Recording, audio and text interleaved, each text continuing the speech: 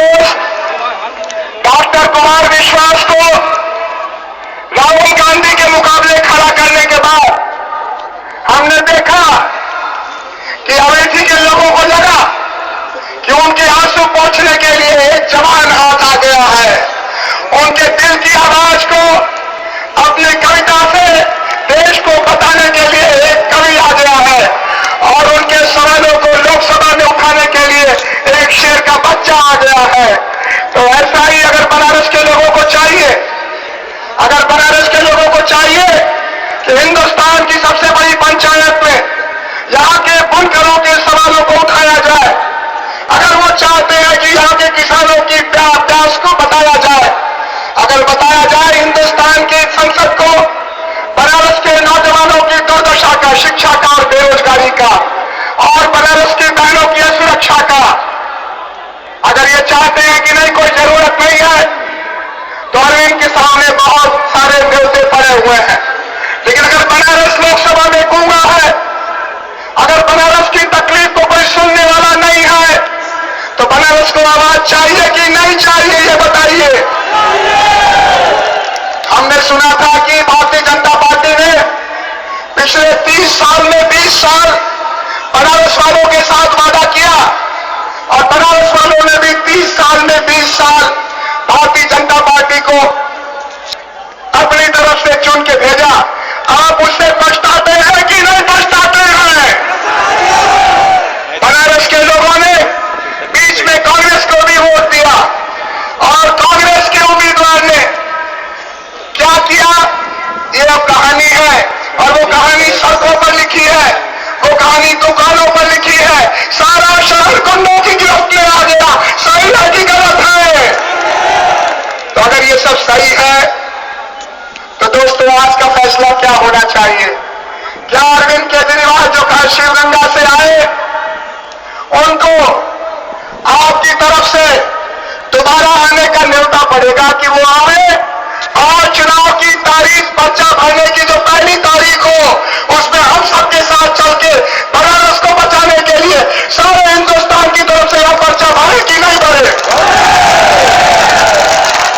आप तो कहते हैं पर्चा भरे, लेकिन हम लोग जब आ रहे थे जुलूस में आपके दरबार में, पंचायत में आपकी बात सुनने, तो रास्ते में कुछ लोगों को लगा अभी अभी होली बीती है, कुछ लोगों को लगा कि जीजा जी आए हैं जरा होली खेल ली जाए। हमको इसका कोई एतराज नहीं है। अफसोस खाली ये है कि हमारी ये जो साले लोग थे इनका दिल इतना काला है, बेगुनाह मुसलमानों और हिंदुओं के खून के सूखने के बाद इनका दिल और दिमाग कितना काला है कि जीजा के साथ खेलने के लिए भी काले रंग की स्याही मिली, रंग नहीं मिला। लेकिन हम बनारस के लोग हैं, हम हिंदुस्तान के लोग हैं। मोहब्बत कैसे भी करना चाहते हो हमको कबूल है। हम वादा करते हैं भारतीय जनता पार्टी वालों कि तुमने जिस काले रंग को हम पर फेंका उसके बदले में लाल गुलाल तुम्हारे गाल पर चुनाव के दिन मल के छोड़ेंगे और तब हम गाएंगे बनारस में होली खेले केजरीवाल, बनारस में होली खेले केजरीवाल। और तब बनारसी फिर पूछेगा, उस होली के सवेरे जो मतदान का दिन होगा, हमारे दोस्त श्री नरेंद्र मोदी जब वहां आएंगे तो बनारस के लोग एक सुर में गाएंगे, अरे हमारे अंगने में त्योहार का काम हो, हमारे अंगने में त्योहार का काम हो। चांद तो कैला को गुजरात में उसे हिंदुस्तान का नाक कट गई। चांद तो कैला अहमदाबाद के गली में उसे हिंदुस्तान का शान गिर गई।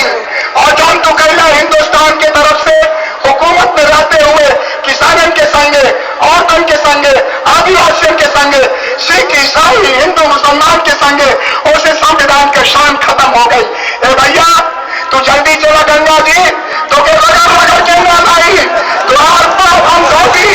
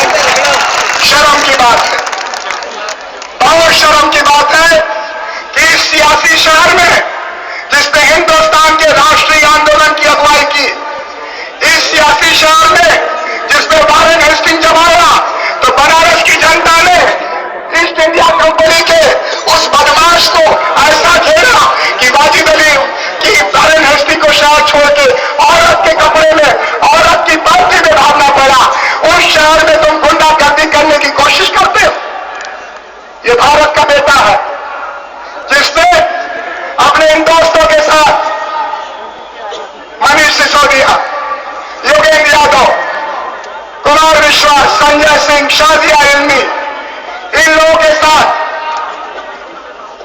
पिछले 2 बरस से इस देश की किस्मत में जो दीमक लग गया है भ्रष्टाचार का, उससे लड़ने के लिए देश को जगाने का काम कर रहे हैं। एक तरफ बनारस की बेटियों ने खून बरसाया, बनारस की माताओं ने आशीर्वाद दिया, बनारस के बुजुर्गों ने दुआ दिया, और तुम इन पर अन्ना और काली स्याही फेंकते। शर्म आनी चाहिए तुम कायरों को। चुल्लू भर पानी में डूब के मर जाओ।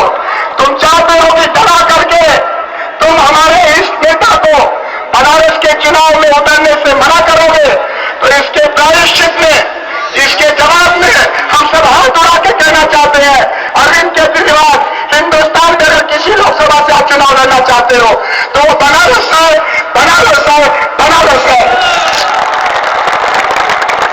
अब वो कहते हैं कि अरविंद केजरीवाल को दिल्ली रहना चाहिए। लोग